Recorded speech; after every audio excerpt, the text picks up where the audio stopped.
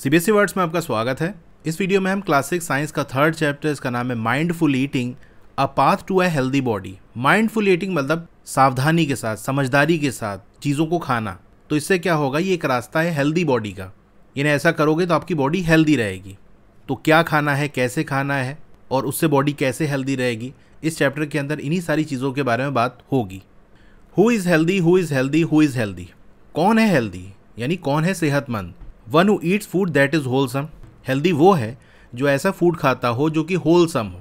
Wholesome यानी उस food के अंदर वो सारी चीज़ें हो जिनकी रिक्वायरमेंट हमारी बॉडी को है, इन मॉडरेट क्वांटिटीज़। और वो हेल्दी है जो कि फूड को मॉडरेट क्वांटिटी में खाता है, बहुत कम नहीं खाता, बहुत ज़्यादा नहीं खाता कि अच्छा लग गया तो मार खाए जा रहे हैं। And appropriate for season, time and place. और हेल्दी वो है जो ऐसा फूड खाता हो जो सीज़न, टाइम और प्लेस के हिसाब से अप्रोप्रिएट हो, यानी उसके हिसाब से सही हो। फॉर एग्ज़ाम्पल, समर सीजन्स के अंदर हमको ऐसे फूड आइटम खाने चाहिए जिससे हमारी बॉडी कूल हो सके। इसीलिए गर्मियों में हम क्या करते हैं, जूस पीते हैं, लस्सी पीते हैं और भी ठंडी चीज़ें खाते पीते हैं। वहीं अगर सर्दी का मौसम हो तो वहाँ पर यह सजेस्ट किया जाता है कि थोड़ा गर्म चीज़ें खाएं, चाय पी ली, सूप पी लिया। अब अगर हम टाइम की बात कर लें तो रात के टाइम में रिकमेंड किया जाता है कि हमको लाइट फूड लेना चाहिए, हल्का खाना खाना चाहिए। दिन में अपना हैवी वगैरह खाना खा लो, क्योंकि रात में हम खा के हमको सोना होता है और दिन में तो हम काम करते रहते हैं, तो हैवी फूड सही रहेगा। तो जिस टाइम पे जैसा फूड खाना चाहिए, अगर वैसे खा रहे हो तो आप हेल्दी रहोगे। फिर प्लेस पे आप कहाँ रहते हो, डेजर्ट एरिया में रहते हो, माउंटेन एरिया पे रहते हो, आपके एरिया में बहुत गर्मी पड़ती है या बहुत ज़्यादा सर्दी पड़ती है, तो उसी हिसाब से आपको फूड खाने चाहिए। तो अलग अलग जगह पे अलग अलग तरीके का फूड आइटम सूटेबल रहता है, तो आप जहाँ पर रहते हो उसी जैसे खाने आपको खाने चाहिए। तो अगर ये चीज़ें कर रहे हो तो आप हेल्दी रहोगे। वाइज सेइंग, एक समझदारी भरी कहावत है ये। Medu and Mishti read thought of the day on the school notice board every day. तो इनके स्कूल के नोटिस बोर्ड पे रोज़ाना की इन्फॉर्मेशन लिखी होती है, basically thought of the day यानी आज का विचार। तो उसमें कुछ काम की बातें लिखी होती हैं, तो ये लोग रोज़ाना वहाँ पर जो लिखा होता तो उसको पढ़ते थे। आज का थॉट था अनेन जतानी जीवंती। इसको पढ़ के वो क्यूरियस हो गए कि अरे ये क्या है। मिष्टी ने मेदू को बताया कि एक संस्कृत की कहावत है, इसका मतलब होता है food gives life to living beings. Food living beings को लाइफ देता है, जिंदगी देता है। Let us try to understand the significance of this saying. तो ये जो कहावत है इसकी क्या सिग्निफिकेंस है, इसकी क्या इंपॉर्टेंस है, इसको चलिए समझते हैं। तो पहला टॉपिक हमारा है 3.1, व्हाट डू वी ईट।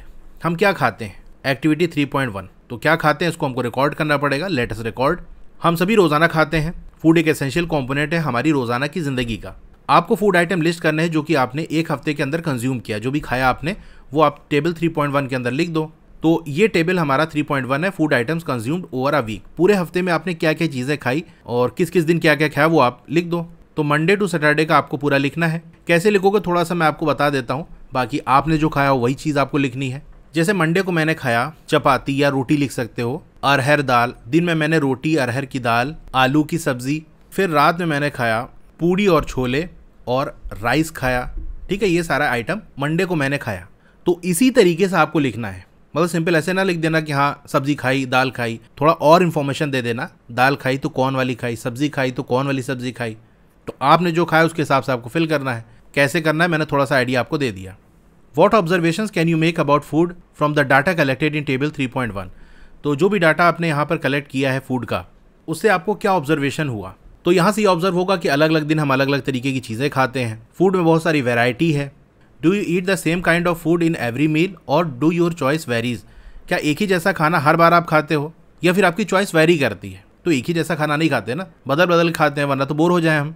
कल कुछ खाया था, आज कुछ खाएंगे, आने वाले कल में कुछ और खाएंगे।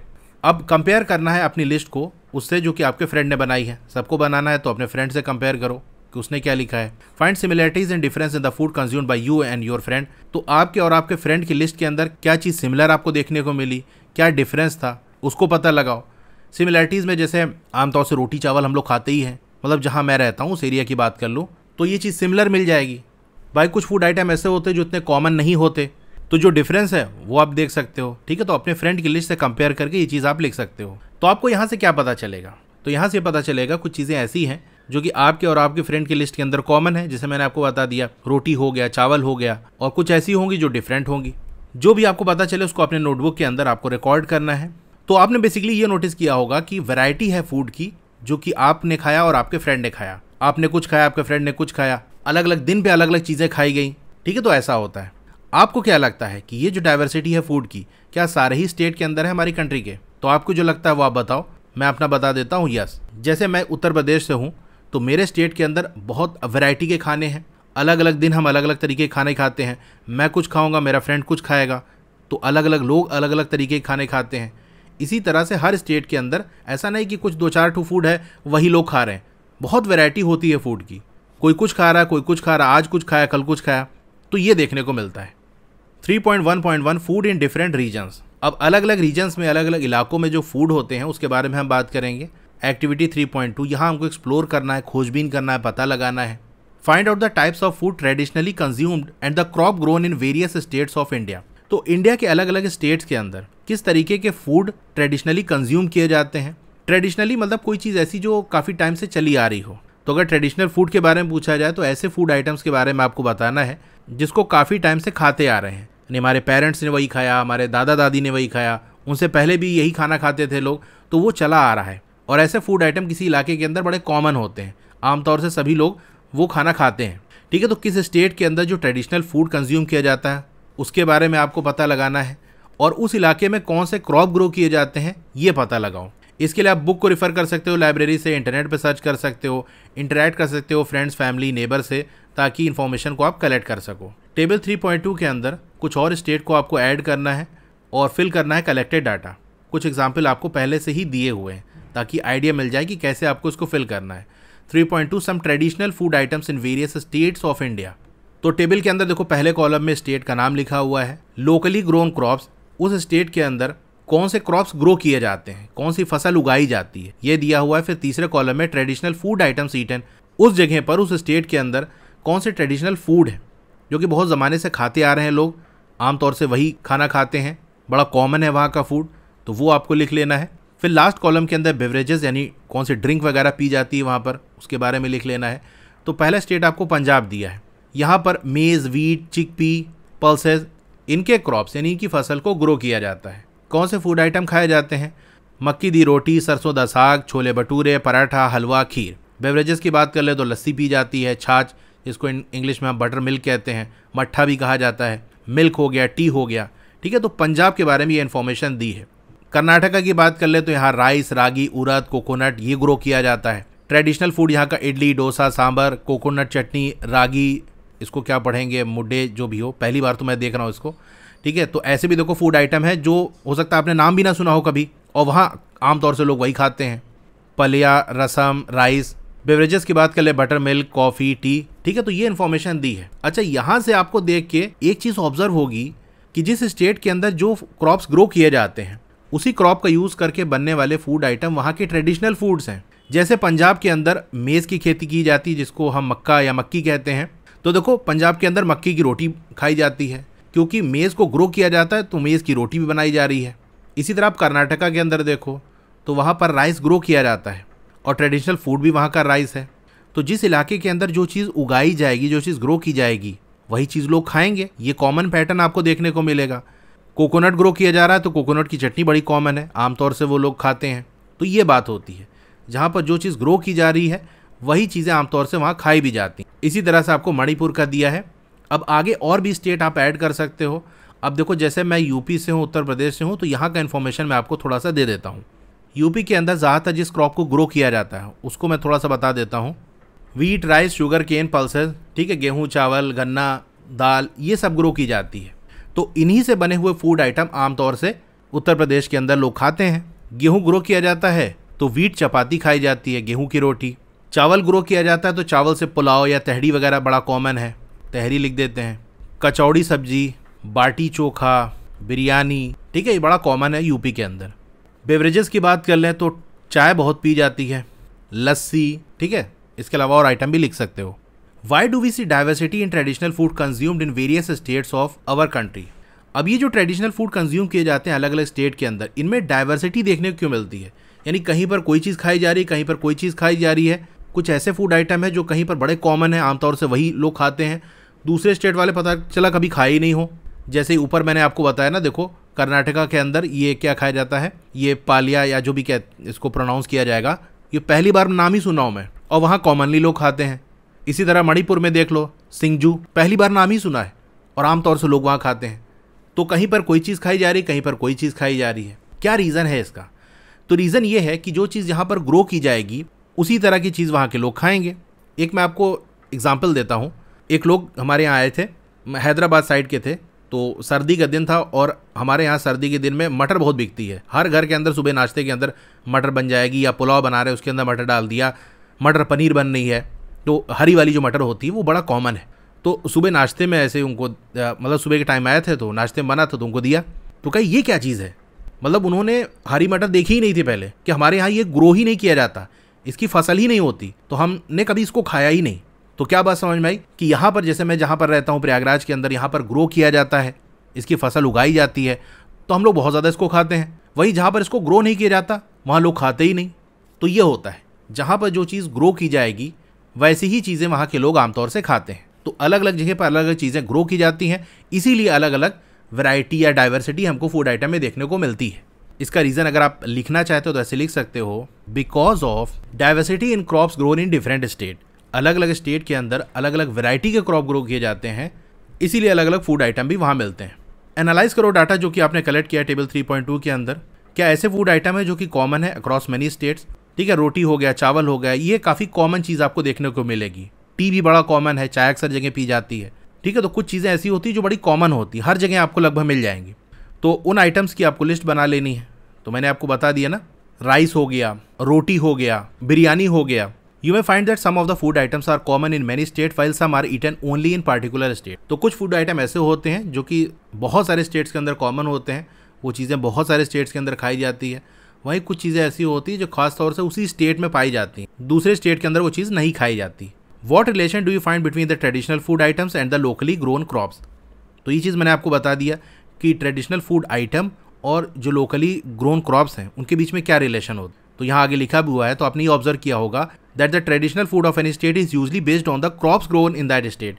तो कहाँ का ट्रेडिशनल फूड क्या होगा, ये इस पे बेस्ड रहता है कि वहाँ पर कौन से क्रॉप को ग्रो किया जाता है। जो फसल उगाई जाएगी वही चीज़ वहाँ का फूड होगा, आमतौर से वही चीज़ लोग खाएंगे। इंडिया खेती बाड़ी वाला कंट्री है with diverse soil and climate type. यहाँ की मिट्टी भी बड़ी डाइवर्स है, अलग अलग तरीके की मिट्टी अलग अलग जगह पर पाई जाती है। जैसे ब्लैक सॉइल हो गया, रेड सॉइल हो गया, येलो सॉइल हो गया, अलग अलग टाइप की सॉइल होती है जो अलग अलग जगह पर पाई जाती है। क्लाइमेट टाइप भी अलग है, कहीं पर बारिश ज़्यादा होती है, कहीं पर कम होती है, कहीं पर ठंडी ज़्यादा पड़ती है, कहीं पर गर्मी ज़्यादा पड़ती है, कहीं मॉइस्चर ज़्यादा होता है, कहीं कम होता है। ठीक है, तो क्लाइमेट भी अलग अलग होता है। अब कहोगे इससे क्या फ़र्क पड़ता है? देखो, अलग अलग प्लांट्स अलग अलग कंडीशन के अंदर ग्रो होते हैं। जैसे अगर कॉटन ग्रो करना है तो उसके लिए ब्लैक सॉइल अच्छी मानी जाती है, तो जहाँ पर ब्लैक सॉइल पाई जाएगी वहीं वो चीज़ ग्रो की जाएगी। कुछ ऐसे क्रॉप है जिनको पानी काफ़ी चाहिए, तो वहीं ग्रो किया जाएगा ना जहाँ पर पानी अच्छे से मिले, जहाँ बारिश ज़्यादा हो। तो ये क्वेश्चन आपके माइंड में हो सकता आया हो कि भाई अलग अलग जगह पर अलग अलग चीज़ें क्यों ग्रो की जाती हैं? सब लोग वो चीज़ें ग्रो करने लगे, सब जगह सारी चीज़ मिलने लगेगी। तो हर जगह के क्लाइमेट वैसे नहीं होता, हर जगह की जो सॉइल है वो ऐसी नहीं होती कि वहाँ पर हर चीज़ ग्रो हो सके। जो क्रॉप्स अच्छे से ग्रो हो पाएंगे वहाँ पर, जिन चीज़ों की फसल, जो प्लांट अच्छे से ग्रो हो पाएंगे, वही चीज़ वहाँ उगाई जाएगी। दूसरी चीज़ अगर हम चाहें भी तो भी उसको ग्रो करना मुश्किल है, क्योंकि उसको जो चीज़ कंडीशन चाहिए, जैसी सॉइल और जैसा क्लाइमेट चाहिए, वो नहीं मिलेगा तो अच्छे से चीज़ें ग्रो नहीं हो पाएंगी। Various crops are grown in different regions depending on the soil type and climate condition. ये मैंने आपको बता दिया कि अलग अलग क्रॉप्स को ग्रो किया जाता है अलग अलग इलाकों में। कौन सा कहाँ ग्रो किया जाएगा इस पर डिपेंड करेगा कि वहाँ की सॉइल कैसी है, वहाँ का क्लाइमेट कंडीशन कैसी है, उस क्रॉप को ग्रो करने के लिए सूटेबल कंडीशन है कि नहीं, ग्रो हो पाएगा कि नहीं हो पाएगा। In various regions of India, the choice of food may vary according to the cultivation of food crops in that particular region, taste preferences, culture and traditions। तो इंडिया के अलग अलग रीजन्स के अंदर, अलग अलग इलाकों के अंदर फूड की जो चॉइस है वो वैरी कर सकती है। कहीं पर कोई फूड खाया जाएगा, कहीं पर कोई। अब किस हिसाब से ये चीज़ वैरी करेगी? तो पहली चीज़ जो हम डिस्कस कर चुके हैं, cultivation of food crops in that particular reason. वहाँ पर क्या चीज़ उगाया जा रहा है, भाई जिस क्रॉप को वहाँ पर ग्रो किया जाएगा उस रीजन के अंदर, वही एज अ फूड आमतौर से लोग चूज़ करेंगे। फिर टेस्ट प्रेफरेंसेस क्या है, भाई जिसको जो चीज़ पसंद होगी वही चीज़ वो ना खाएगा, वैसा ही फूड वो चूज़ करेगा। अब कल्चर भी डिसाइड करता है हम क्या फूड चूज़ करेंगे। फॉर एग्जांपल, आप ऐसी फैमिली से हो जो प्योर वेजिटेरियन है, तो आपकी भी चॉइस आमतौर से वेजिटेरियन फूड होगी। ऐसे कल्चर से बिलोंग करते हो जहाँ पर नॉन वेज ज़्यादा खाया जाता है, तो आपकी भी फूड चॉइस उसी हिसाब से होगी। फिर ट्रेडिशन की बात कर लें, क्या परंपरा चली आ रही है, आपके पेरेंट्स कैसा फूड आइटम खाते हुए आ रहे हैं, उनके पेरेंट्स यानी आपके दादा दादी कैसा फूड आइटम खा रहे हैं, तो आपकी फैमिली या आपके इलाके के अंदर जिस तरीके का खाना आमतौर से खाया जाएगा, आप भी बचपन से खाते खाते आपको भी वही चीज़ें प्रेफर करने लगोगे कि भैया यही चीज़ हम खाते हैं। ठीक है, तो फूड का चॉइस इन चीज़ों के अकॉर्डिंग वैरी करता है। 3.1.2 how have cooking practice change over time. Cooking practice, खाना बनाने का जो तरीका है वो समय के साथ कैसे बदला है। आपने सीख लिया कि फूड हैबिट्स कैसे वैरी करती है स्टेट्स के according. Our food choices as well as practices of food preparation may differ from one another. तो हमारी फूड की जो चॉइस है, क्या खाएंगे, इसके साथ साथ किस तरीके से फूड का प्रिपरेशन किया जाएगा, उसका क्या तरीका होगा, ये भी डिफर करता है एक दूसरे से। कहीं पर किसी तरीके से खाना बनाया जाता है, कहीं पर किसी तरीके से। क्या हमारे जो फूड हैबिट्स है और कुकिंग प्रैक्टिस है वो समय के साथ बदली है। एक्टिविटी 3.3, चलिए इंटरेक्ट करते हैं और फाइंड आउट करते हैं। तो यहाँ पर इंटरेक्शन होगा, लोगों से मिलेंगे, पूछेंगे और पता लगाएंगे। आपको एक लिस्ट प्रिपेयर कर लेनी है क्वेश्चंस की, जिससे आप गैदर कर सको इन्फॉर्मेशन। एल्डरली पीपल से, बड़े लोगों से, जैसे दादा दादी से पूछ लिया आपने। क्या चीज़ पूछना है कि उनकी फूड हैबिट्स क्या है और कुकिंग प्रैक्टिसेस क्या है, कैसे खाना बनाया जाता है। कुछ सैम्पल क्वेश्चन आपको दिए हैं, यानी इस तरीके के क्वेश्चन आपको पूछना है। तो पहला क्वेश्चन है, what kind of food do you still eat and what is new. कौन सा ऐसा फूड है जो आप अभी तक खाते आ रहे हो, यानी बहुत पहले भी खाते थे, अभी भी खा रहे हो, और कौन सा ऐसा खाना है जो अभी नया नया आपने खाया है, पहले आप नहीं खाते थे ऐसा खाना। ये आप क्वेश्चन पूछो। What are the changes in the cooking practice over time. Cooking practice में क्या चेंज आया है उसके बारे में आपको क्वेश्चन करना है। What has cause these changes, ये जो बदलाव आया है उसके पीछे का रीज़न क्या है, क्यों ये बदलाव आया है। Conduct interviews with some elderly people based on the questions prepared. तो जो भी क्वेश्चन आपने प्रिपेयर किया उसकी बेसिस पे बड़े लोगों से इंटरव्यू लो, उनसे पूछो। यहाँ पर देखो आपको फिगर 3.1 दी है, changes in cooking tools over time. खाना बनाने के जो टूल्स हैं उनमें कैसे बदलाव आया है। ए वाले के अंदर आपको चूल्हा दिया है, ये ट्रेडिशनल स्टोव है, ईंट रख के फिर उसका मिट्टी का ऐसे पूरा कवर करके फिर उसके ऊपर पकाते थे लकड़ी रख के। तो पहले के टाइम में इस तरह से खाना बनता था। आज के टाइम की बात कर लें तो खाना बनाने का जो टूल है वो बदल चुका है। अब क्या आ गया है, मॉडर्न गैस स्टोव आ गए हैं। अब गैस सिलेंडर होता है या फिर गैस के पाइपलाइन के थ्रू कनेक्शन होता है और इस तरह से चूल्हा होता है, यहाँ पर खाना बनता है। पहले सिलबट्टा, जिसको स्टोन ग्राइंडर हम कहते हैं, उससे चीज़ों को पीसा जाता था। अब इलेक्ट्रिक ग्राइंडर आ गया, मिक्सी का यूज़ करते हैं, ठीक है, बिजली से चलती है। पहले हाथ से पीसते थे। तो फूड प्रिपेयर करने का तरीका बदला है कि नहीं। पहले चूल्हे पे खाना बनाते थे, अब गैस स्टोव पे खाना बनाते हैं। पहले सिलबट्टे पे चीज़ों को पीसते थे, अब इलेक्ट्रिक ग्राइंडर के अंदर पीसते हैं। तो आपको क्या पता चला इस इंटरव्यू से। कुकिंग प्रैक्टिसेस, जिसको हम कुलिनरी प्रैक्टिसेस कहते हैं, ये समय के साथ बदली हैं। यानी फूड कैसे प्रिपेयर किया जाएगा, खाना कैसे तैयार किया जाएगा, इसका जो तरीका है जिसको हम कुलिनरी प्रैक्टिसेस कहते हैं, ये समय के साथ बदली है। There is a significant difference between traditional and modern culinary practices. तो खाना बनाने का जो तरीका है पहले क्या था और जो मॉडर्न वाला तरीका है, इसमें काफ़ी डिफरेंस है। पहले के टाइम में ज़्यादातर जो कुकिंग है वो चूल्हे पे की जाती थी, जिसकी इमेज हमने ऊपर देखी थी। आजकल क्या है, ज़्यादातर हम लोग मॉडर्न गैस स्टोव के अंदर खाना बनाते हैं। तो खाना किस पे बनाया जा रहा है, कहाँ पकाया जा रहा है, ये तरीका बदला है कि नहीं। इसी तरह से पहले के टाइम में जो ग्राइंडिंग है, पीसा जाता था चीज़ों को, वो मैनुअली किया जाता था, हाथ से किया जाता था, सिलबट्टे का यूज़ करके। आज के टाइम में इलेक्ट्रिकल ग्राइंडर है जिसने ग्राइंडिंग को आसान कर दिया है। Find out what were the other ways of cooking and grinding. पता लगाओ कि और भी क्या तरीके थे कुकिंग और ग्राइंडिंग के। तो अगर कुकिंग की बात कर लें, बॉइलिंग हो गया, चीज़ों को उबालना, उबाल की चीज़ों को खाते, जैसे अंडा उबाल खाते हैं लोग।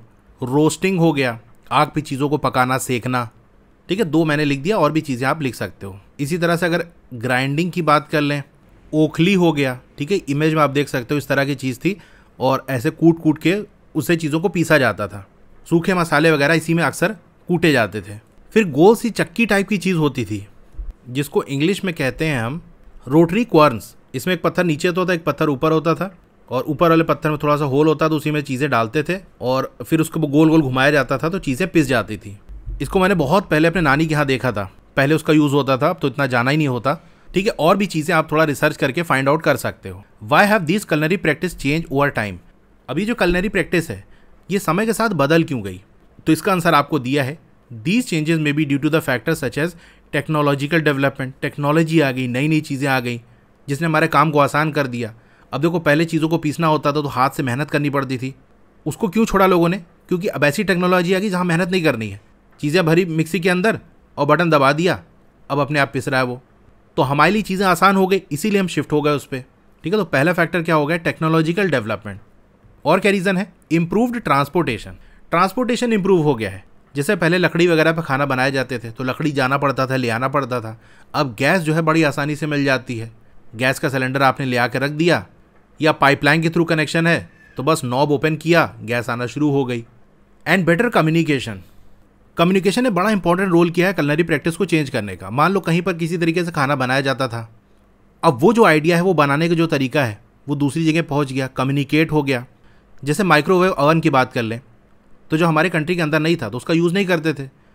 फिर चीज़ें पता चली कि हाँ ऐसी भी चीज़ है, इससे भी चीज़ें बनाई जा सकती हैं, फूड आइटम को गर्म किया जा सकता है। तो कम्युनिकेशन की वजह से इन्फॉर्मेशन एक जगह से दूसरी जगह जो पहुंची, टेक्नोलॉजी एक जगह से दूसरी जगह जो पहुंची, उसकी वजह से प्रैक्टिसेस भी चेंज हो गई।